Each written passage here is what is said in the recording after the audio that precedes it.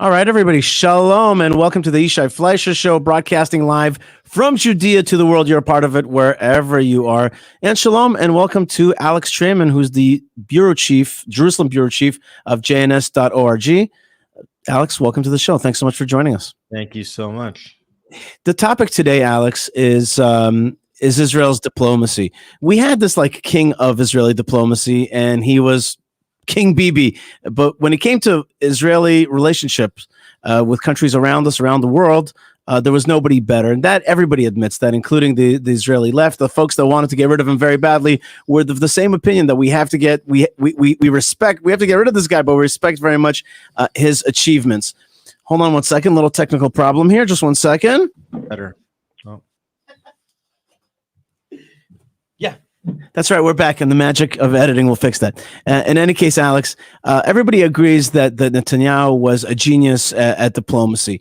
Right now, the next government, the Bennett and Yair Lapid government, are trying very hard to deal with Israeli diplomacy, and there's a lot of issues on the table. But it seems like it's faltering, at least from our perspective. From my perspective, there's much more of a falter out there than success. On the other hand, let's give him credit. The vice prime minister, or what do they call it, the alternative prime minister, Yair Lapid, did go out to the Emirates and went to Abu Dhabi and opened up the first Israeli embassy in the Emirates, and this was an incredible success, and it was a beautiful thing. Although he had to admit it wasn't his success. The architect of this Abraham Accords was Netanyahu. But there are other fields as well in diplomacy where there's real question marks coming up, and I wanted to discuss that with you. So first, let's start with this new government and Abu Dhabi. How do you see that? Well, like you said, I think that probably one of Netanyahu's crowning achievements diplomatically was the formation of the Abraham Accords.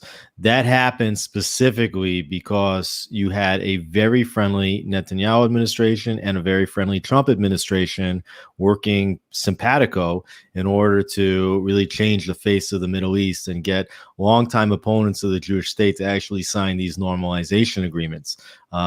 There's little doubt in my mind that you would not have had Abraham Accords today if you didn't have Trump and Netanyahu working so closely, and the ambassadors for each country, Ron Dermer and David Friedman, working so closely together and fundamentally changing the strategy of the United States, which the Trump administration said, we will stop funding malign actors in the Middle East. And instead, we will incentivize moderates to turn towards Israel, and that's how you get peace. And sure enough, that's exactly what happened. And four Muslim-majority countries, the Emirates, Bahrain, Morocco, and Sudan, and then also Kosovo, a fifth one, signed normalization agreements with Israel in short order. And yet you see now that the Biden administration is reversing course and going back to the old strategy, which is to stop incentivizing the moderates and instead to give money to malign actors. And where do we see that? Well, first, the re-entry into the JCPOA, the Iran nuclear deal, which it appears the United States is rushing back into. The reversal of funds back towards the Palestinian Authority that the Trump administration had cut off, and also a blank check basically to Hamas in Gaza to rebuild whatever damage was caused by the recent conflict between Israel and Hamas. So basically the funding is now going back towards malign actors. So it's interesting that Lapid is the one that gets the opportunity to basically put the mezuzah on the door of the embassy in the Emirates, because this was really the crowning achievement of the two leaders that the liberal left really despises more than anyone, and that's Netanyahu and Trump. Right. And he admitted so much. I mean, to say, I gave Lapid credit for the fact that he got up there and he wasn't going to take credit all to himself, and he would have looked kind of stupid doing that. But at the same time, that's the way governments of Israel, all governments operate. You kind of give credit to the previous government, and you keep going with what you can agree with, and you try to reverse tax, but you do it diplomatically.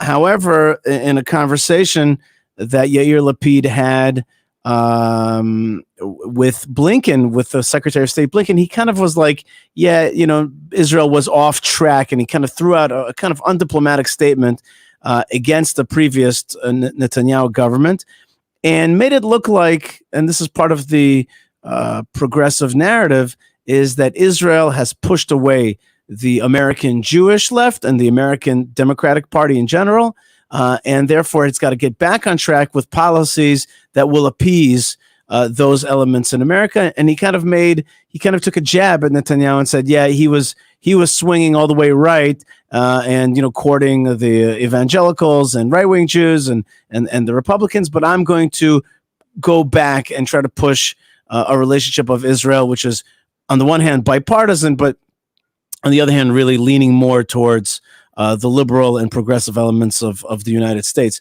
So that was seen by some as a kind of snafu. You're not supposed to really say that kind of thing when you're talking with other world leaders. You can say it internally, but not externally. Right. You certainly don't want to say it in public, but at the same time, the Blinken, really it's a Blinken run foreign policy. Right now, it's not really the president, and we could talk about that later. But Anthony Blinken, the Secretary of State, is the one really directing the foreign policy, and they wanted Netanyahu out just as much as Yair Lapid, and the Israeli left wanted him out. And they probably came to Yair Lapid and said, your previous prime minister Netanyahu really messed things up, and it's his fault that Democrats don't like Israel anymore. And that he was wrong in marching into Washington in 2015 and addressing a joint session of Congress to oppose the JCPOA. Blinken probably telling Lapid he didn't block the JCPOA. In fact, America went right into it. And so Netanyahu didn't really achieve much by doing that, except for isolating the Democrats. And so they're urging this administration not to make those same mistakes. Okay. And that Lapid and Blinken are having those conversations behind closed doors. But yes, to say it out in public and to throw Netanyahu so hard under the bus when all Israelis realize that the diplomatic moves that Netanyahu made were brilliant. People weren't tired of Netanyahu for his diplomatic experience. They were tired of him for other domestic reasons. And everybody realized he was very good at diplomacy and also even very good at economy.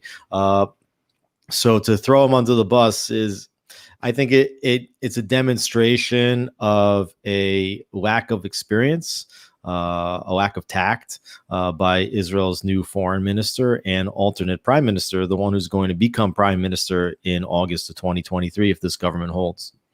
Right. Well, you're saying it's a lack of experience. I think that one could kind of chalk it up to they really want to signal that this is the next government and it's not going to do the same thing that Netanyahu did.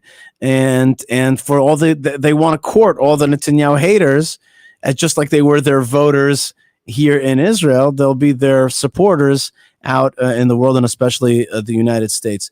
But there's a few other issues out there. There's a big problem with that, though. And on the one hand, you have people like Blinken that and Biden himself that say that they've been longtime friends and supporters of the state of Israel. And you have even a lot of senators like Chuck Schumer, Steny Hoyer, even Congresswomen like Nancy Pelosi that say, listen, we've helped Israel, immensely over the last several decades. So, you've been able to count on us.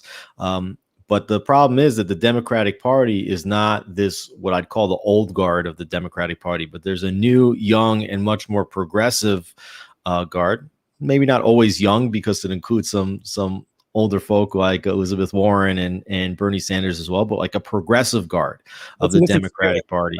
Spirit. Yeah. And this what's called not old versus young, but old versus new, the new guard of the Democratic Party. And they don't have the same type of history or feelings for Israel that the old guard possesses. And so you're hedging your bets that you're just dealing with this old guard for a very short time. But ultimately, I think you got to see the writing on the wall and realize that this party is not going to support this government for long, especially if Israel doesn't give in to the will and desires of the Biden administration. We can talk about that also in a little bit. I think that progressivism, we use this term here, or, maybe we say liberalism, but we really mean progressivism. What do we really mean? I really think that we're talking about elements that have become post-nationalist. They are no longer interested in what we understand as nationalism, as national states like Israel. They want a more globalized type of state like the EU. So that's one thing that always will bother these kind of folks, progressives, about Israel.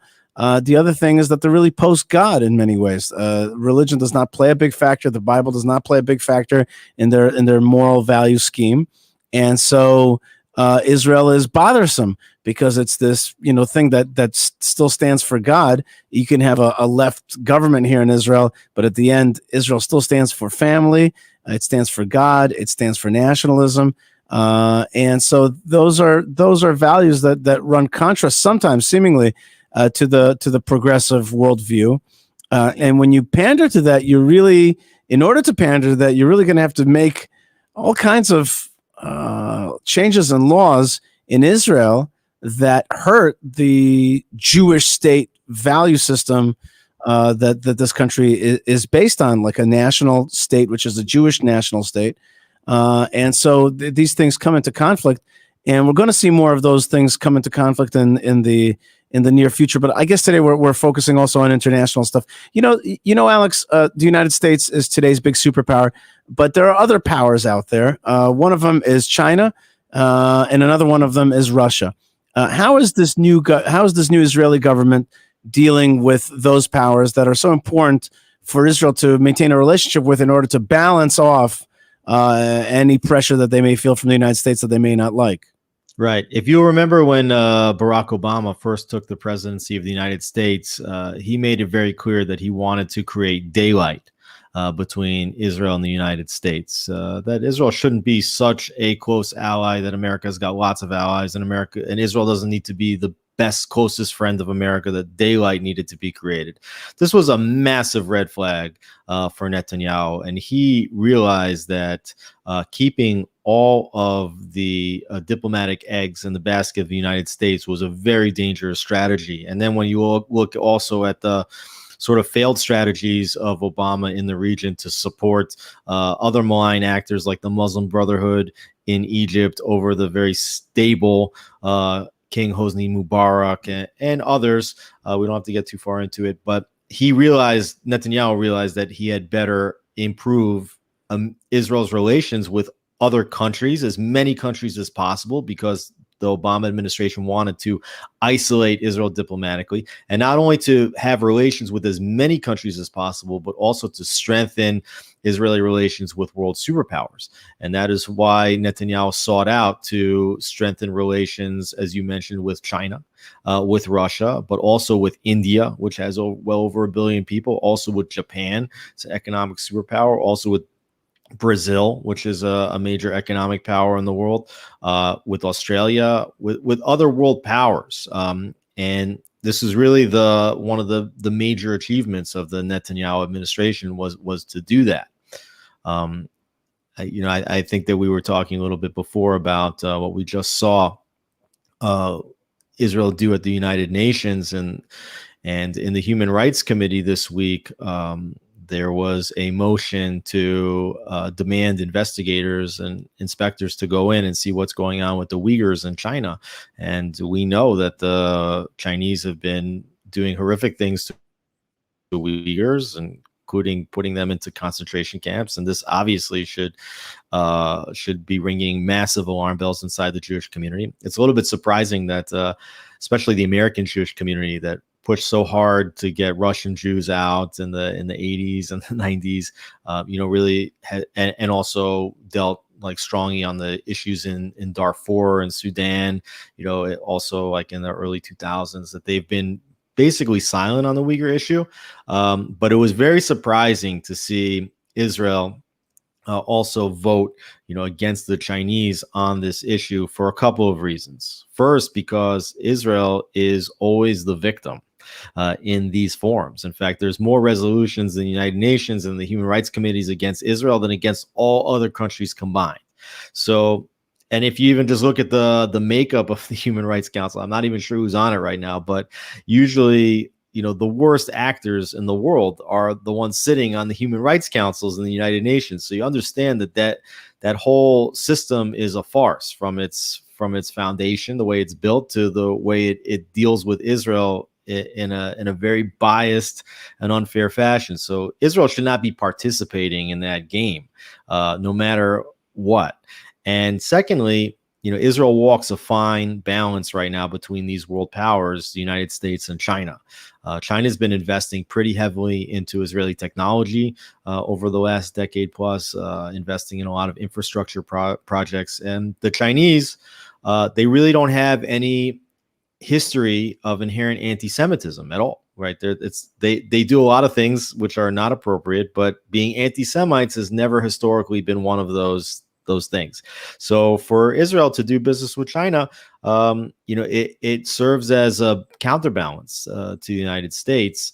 And the reason why Israel voted this way against the Chinese in this forum was on the urging of the United States. So it's once again trying to throw your eggs back into the basket of the United States against your own national interest, which is having relations with competing superpowers and kind of staying neutral.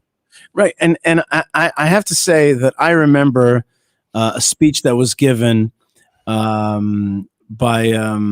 what's his name? The guy from the Heinz dynasty. What was his name? Oh, John Kerry, Secretary of State John Kerry. Right, Kerry. So he's out there. I remember the speech that he gave. I'll never forget it. He was like, he basically threw out every canard against Israel. And one of the main things he said was, you'll be an apartheid state. You won't be democratic anymore. You'll be poor because nobody's going to trade with you. And you're going to be isolated. You're going to be isolated. So the world's going to be against you. So one of the things that Netanyahu set out to do was to create a system of world relationships. And I think to myself, if indeed Israel voted against China in order to appease America, we're actually falling into the paradigm that somebody else wants for us, which is a very dangerous paradigm, that indeed we will be isolated if we would have isolated some of our friends. So it's an example of voting against China. But on the other hand, sure, there's this Uyghur issue, which is a bad issue. So how do you handle that? How do you, on the one hand, say, listen, we came out of the Holocaust. We don't want to see people being interned in concentration camps. On the other hand, by the way, and I just want to say this, in order to have balance, on the other hand, I can understand, not in that way, God forbid, but I can understand the concern of an Islamic minority trying to take over your Chinese empire. At least I could understand where they're coming from. Around here, around this area, we got a lot of powers that are concerned with little forces that could come and undermine you. For example, look how the Turks are concerned with the Kurds. They're always so nervous about them. I'm just saying if I'm an Israeli and I'm approaching China, I'm saying, look, I can understand where your concern is, but we still have a problem with this thing. But do I do it in a frontal forum, or do I do it behind the scenes and not bash them at the UN? Right. Or do I do it in a farcical forum that we know better than any other country that it's a farcical forum?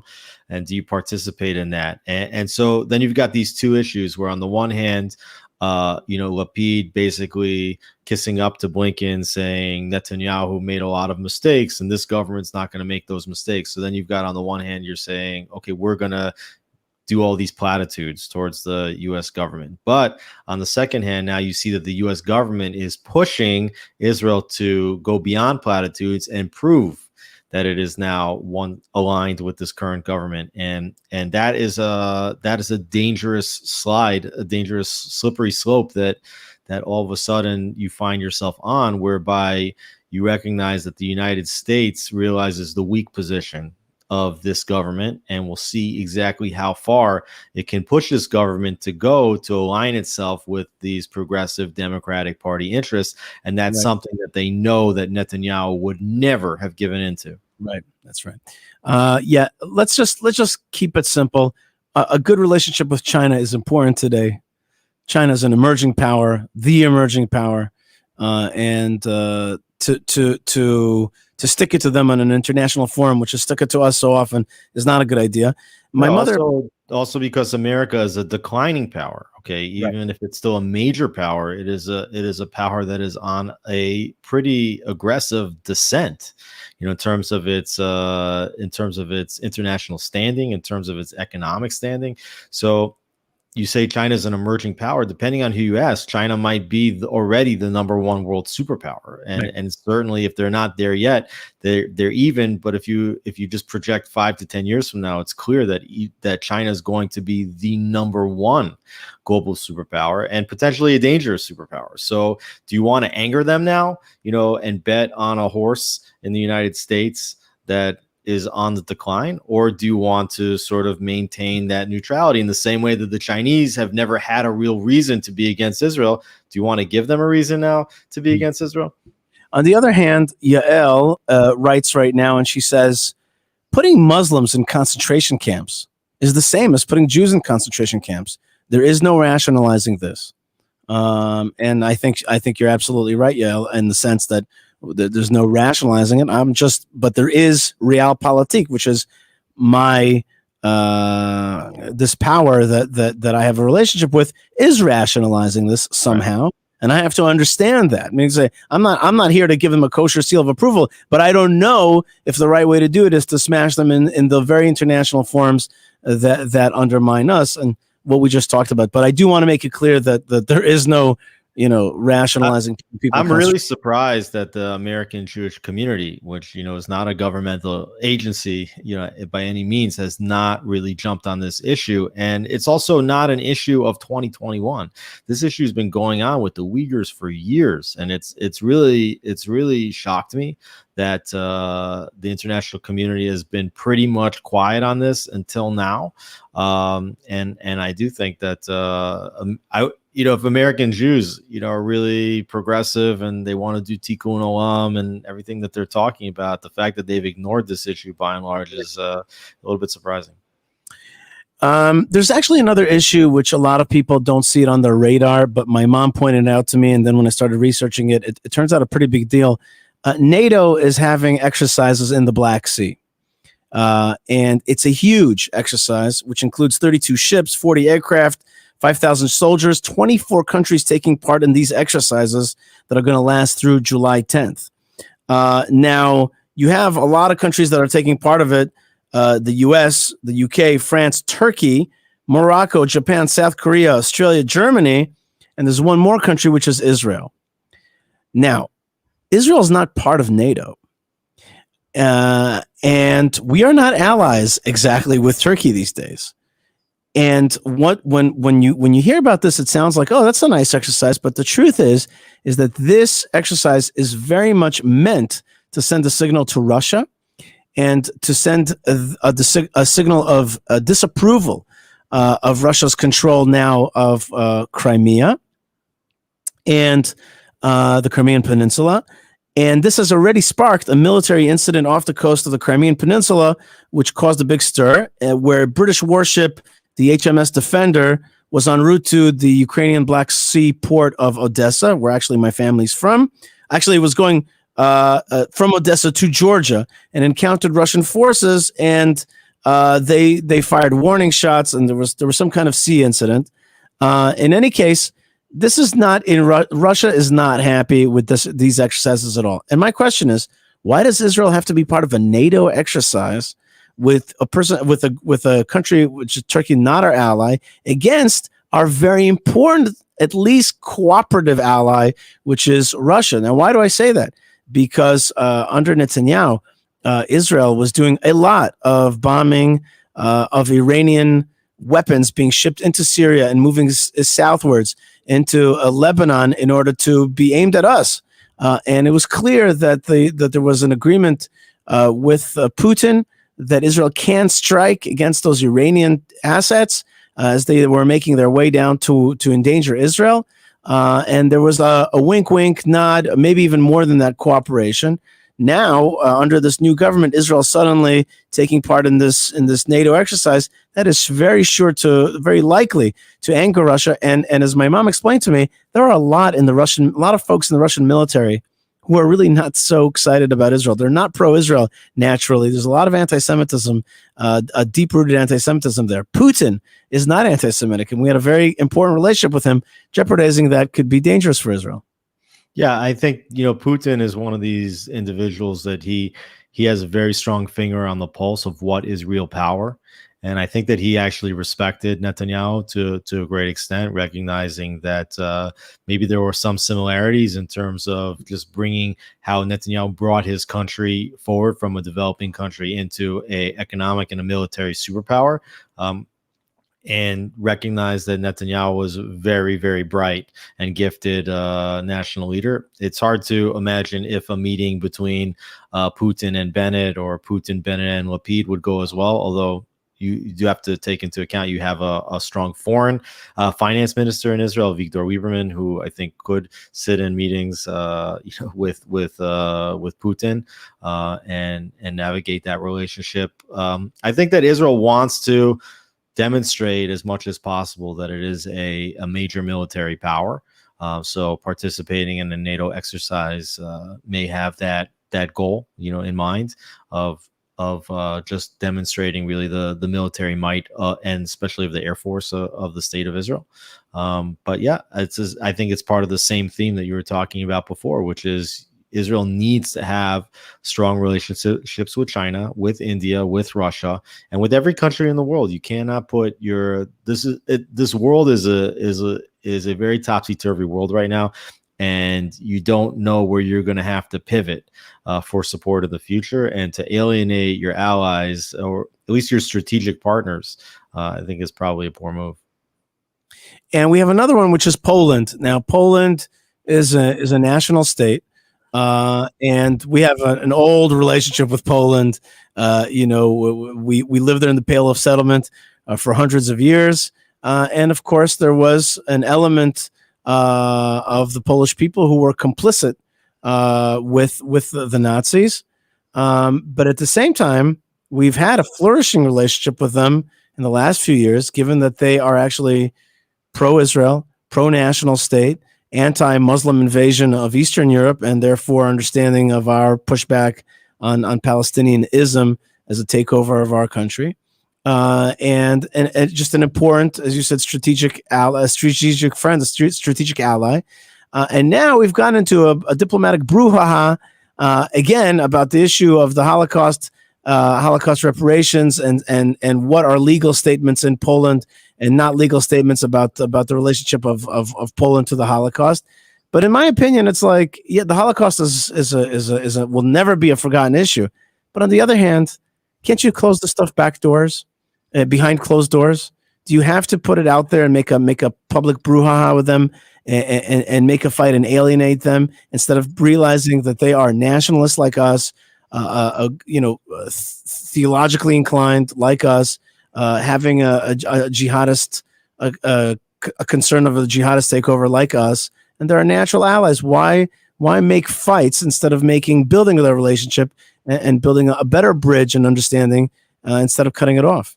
Yeah, part of what the Obama administration did when they sought to isolate Israel diplomatically was particularly with Western European nations, particularly with the French, with the Germans, and they tried to get them to support Israel a little bit less.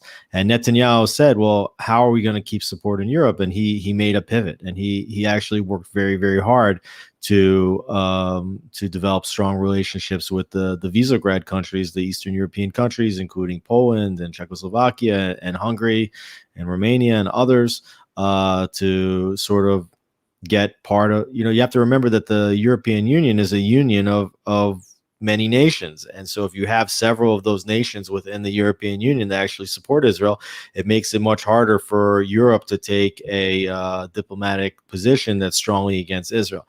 Now, what is it that makes these countries in Eastern Europe want to support Israel? And I think it's, as you said, Western Europe invited this massive immigration of Muslims, into all countries in Europe, and then they also, from Brussels, were passing laws that sought to erase the nationalistic elements of those countries. And every country in Europe is a distinct culture and language, and so They actually look to Israel with reverence and respect for being able to maintain its national identity in a region that's surrounded by Muslims, with a strong flag, with a strong language, with a strong culture, with strong borders. And so Israel has a lot to offer these countries in terms of a model of how to survive in a region of people that are really trying to wipe you out. Now, we saw that Lapid had already made similar statements a few years back. The issues with the Polish and the restoration laws are complicated. The Polish definitely have a sort of different view of the Holocaust than Israel does. I mean, Jews were living in Poland, and they suffered through the pogroms, and they suffered through the anti-Semitism that existed there before the Germans rolled in. But as far as the Poles are concerned, it was the Germans that rolled in and did the Holocaust and set up the concentration camps and changed the names of the Polish cities and made them German cities and put the concentration camps in those places and carried out the Holocaust, not the Poles. The Poles see themselves as the victims of World War II, along with the Jews. And yeah, the Jews had it worse, but the Poles still look at themselves as victims, and they don't really feel like they're culpable. Is it correct? Partially. Yeah. Is it really wrong? Partially. But like we said, there's reasons at this point why you really need to have a strong relationship with Poland. And what happened already 80 years ago, is not, that it shouldn't become a public spat that threatens diplomatic relations between a country that can do a lot for Israel today, even if it didn't do a lot for the Jewish people 80 years ago. Yeah, and there's different alliances today. There's different alliances. You see that there's alliance with Hungary today. Okay, that's like a big surprise, right? Hungary seemed like a very anti-Semitic country, but right. But one of the things that I say, it's kind of tongue in cheek, but there's an element of truth in it, which is it turns out that some of these countries weren't really anti-Semitic; they were just xenophobic. Okay, they don't really like any other peoples in their land. They respect, and the left has always been state. Yeah, the left has always been was always trying to accuse Netanyahu of making friends with anti-Semites. Well, guess what? Anti-Semites are not going to make friends with Israel. It's like even if there are these cultural undercurrents, if a country and a leadership is anti-Semitic, the biggest form of anti-Semitism in the world today is anti-Zionism and anti-Israel bias, right? So if you want to be pro-Israel, and these countries they're openly saying, we want to be pro-Israel, we want to have strong relations with Israel. The fact that the progressive left would come over and say, no, these guys are anti-Semites, really what they're trying to do is to deflect away from the anti-Semitism, which exists very strongly on the left side of the political spectrum, and to throw it onto the right side of the political spectrum. And it's a big lie. That's right. And it all the stuff that we just talked about all fits into, if you want into a paradigm that you want to create Israel as a pariah state, as a more isolated state. You just start to undermine all of your relationship. You say Poland, Hungary, the folks in Hungary, they're right-wing extremists. It's a fascistic nationalistic government. Okay, tear up that relationship. Tear up the relationship with Poland. Oh, Russia, they're an immoral country. They're a bad country. Tear up they've stolen somebody else's land. Tear up the relationship with them. China, they're bad to the Uyghurs, and therefore tear up your relationship with them. What that leaves you is actually an Israel that is actually isolated. And so sometimes I think to myself, there's a plan here to actually undermine our good relationships, to call everybody. For example, you can know when somebody is one of those folks when they say, oh, you're friends with the Christians, they all want to convert you. They're all messianic. They're all bad. It's like, wait, you basically don't respect anybody. You don't respect their ways, their life, their heritage, their religion, their nationalism. You call everybody bad names, but basically what you're trying to do is put Israel in a situation where she's all alone. Right. Well, they're trying to pull Israel into the progressive camp and say it's progressive or bust for you. We're not going to allow you to make your own decisions and have your own partners. And really, Israel is a nation that stands alone. Now, the thing that you mentioned in the beginning, and it comes back around the circle, is that this progressivism is a new religion. And what is really strange about the success of the development of this religion is that it's become a new replacement theology, whereby whereby Israelis and Jews on the American left have sort of been convinced that progressive values are Jewish values, right? And so in that sense, it's like the new form of Judaism is to be progressive. And that's a totally separate religion. And, we could get into that in another time. But I think it's very, very dangerous. If the United States was very, very clearly the superior moral nation that it once was, based on individual rights and personal freedoms, and really strong moral character, then to be exclusively aligned with the United States would make a lot more sense. But if you just look at what's going on in the United States today, and just the decline of morality and the decreasing amount of truth in the media and in the college campuses, and the entertainment, the violent entertainment and the harsh rhetoric, Israel really should be trying to maintain good relations, but to take half a step back and say, listen, we're friends. We'll continue to do commercial enterprise with you and security alliance when it makes sense for both nations. But listen, you guys are on your own path, and that's fine. You can choose to do what you need, but we're our own country as well, and we need to do things our own way, and that involves having friends all over the world, not just in the United States. And I think that verse that you mentioned, that Israel is a nation that will dwell alone, I think what that really means, what I've come to the conclusion is that what that means is morally. We need to say the morality, Jewish people's morality, Jewish people's religion, Jewish people's the stuff inside, of what makes us ourselves, our identity, that has to be our own.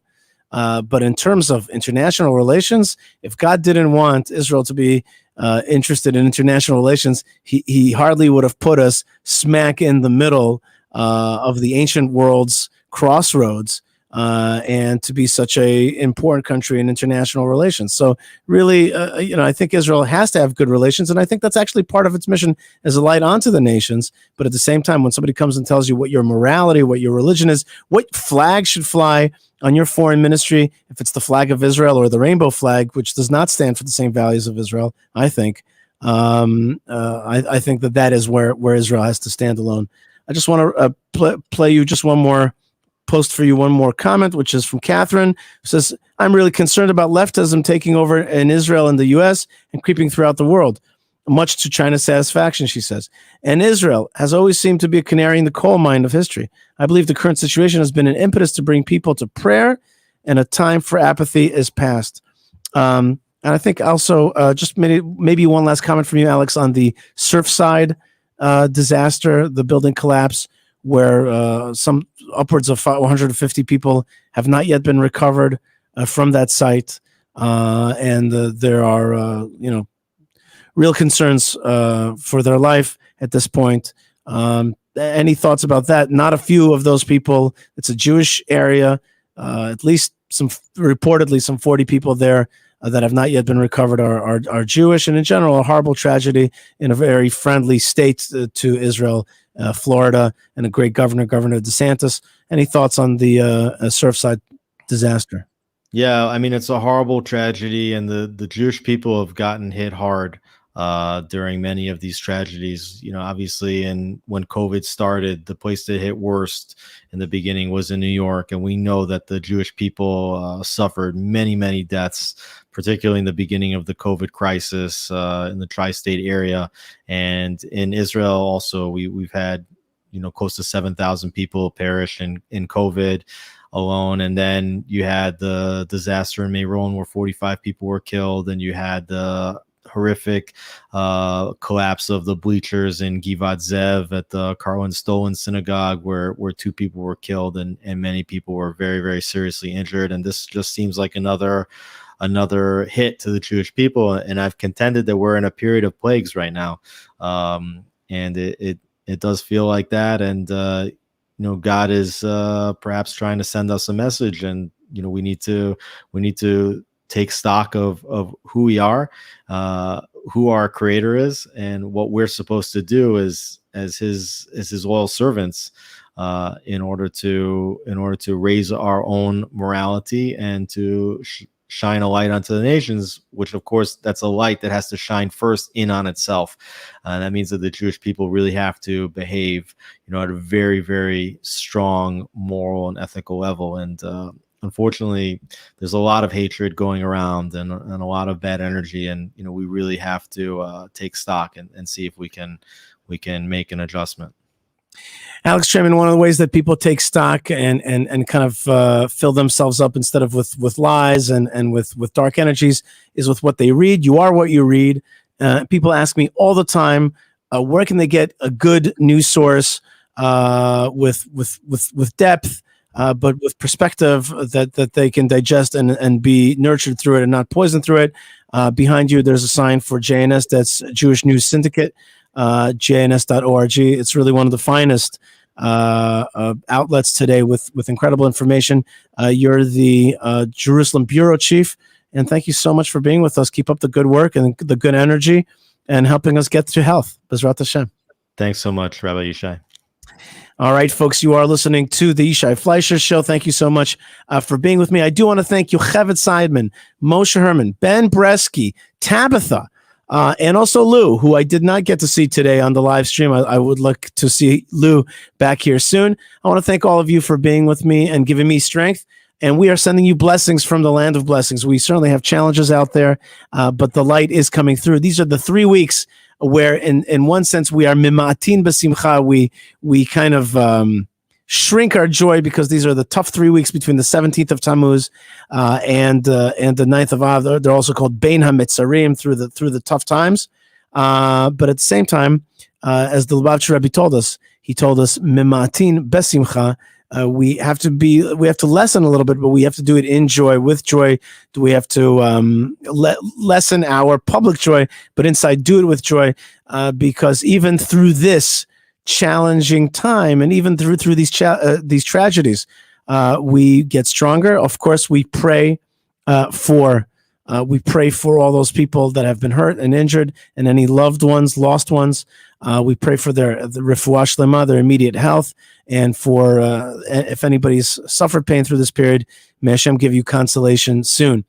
You are listening to the Yishai Fleisher Show, broadcasting from Israel. I want to thank you guys so much for being with me, and lots of blessings from the land of blessings, lots of smiles from the land that has God's eyes on it from the beginning of the year to the end of the year. More great stuff is on the way. Stay tuned, stay connected, stay part of this network, which is the Land of Israel Network. Check out my other website, YishaiFleisher.com, and our new donate page, which is full of ways to connect and to build the Land of Israel. You are part of it wherever you are. God bless you, and shalom.